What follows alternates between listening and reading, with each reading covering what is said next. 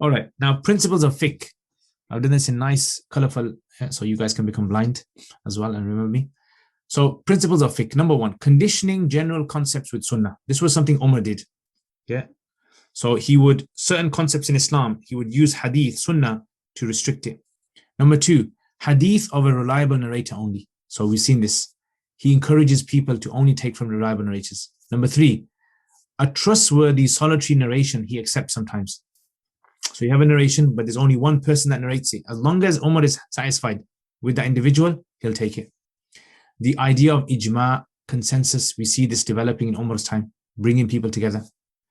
In fact, taking the opinion of Abu Bakr was also something Umar done, what we call taqleed, following the opinion of another expert. Yeah, so Umar on many occasions, he would leave his opinion and follow the opinion of Abu Bakr.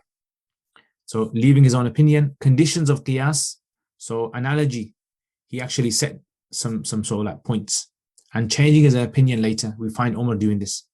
So these are like some of the kind of like early points of principles of usul fiqh that you find Umar radiallahu anhu doing. These are just some of the, you can maybe just take a picture of these kind of things. These are just, I'm not going to go through them. But this is just some of the points I mentioned early on. These are some texts regarding this. Yeah, conditioning general concepts with sunnah. Yeah, so here's an example of that. Hadith must only be narrated from a reliable person. Yeah, so this is an example of this. And ijma. Yeah, so this is from Risala, Imam Shafi's book, Al-Risala. There's like the issue of ijma. Conditions of qiyas. So you can take a picture of this as well. Maybe read later. And this is a letter that he wrote to his governors. Taking the opinion of Abu Bakr. This is an I'lam al-Muwaqqi'in by Imam Ibn Qayyim. Right, so this is another one where, taking the opinion of Abu Bakr, leaving his own opinion. Leaving his own opinion, this is also Imam Shafi quotes this in his Risala. Yeah, where he would easily leave his own opinion if he found a strong evidence. Acknowledging the ruling of another person. Yeah, like we said, the idea of, relying upon another person. And this was the incident of, this is actually the incident of Umar bin Yasir, the one that I told you about. Okay, now this is an example of the letters to his governors, yeah? So in the letter, this is, like I said to you, one of the earliest forms of fiqh, manuals. He says, pass a judgment according to what becomes evident to you from judgments of the Messenger sallallahu alaihi wasallam. In other words, if you want to pass a ruling, make sure you have some sort of a precedent in the time of the Prophet sallallahu alaihi wasallam's works.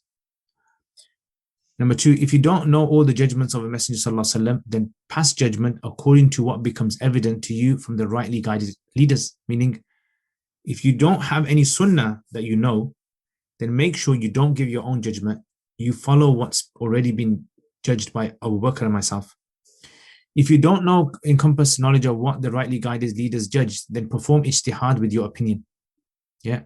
And finally, and consult the people of knowledge and uprightness. So you can see his sort of like multi-tiered method of doing ijtihad, fiqh. Okay, so approach of ijtihad, number one, from the Quran.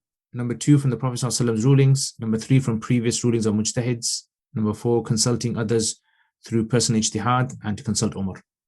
So now you can see in the red, what I've done is I've added those things that were now introduced in this era.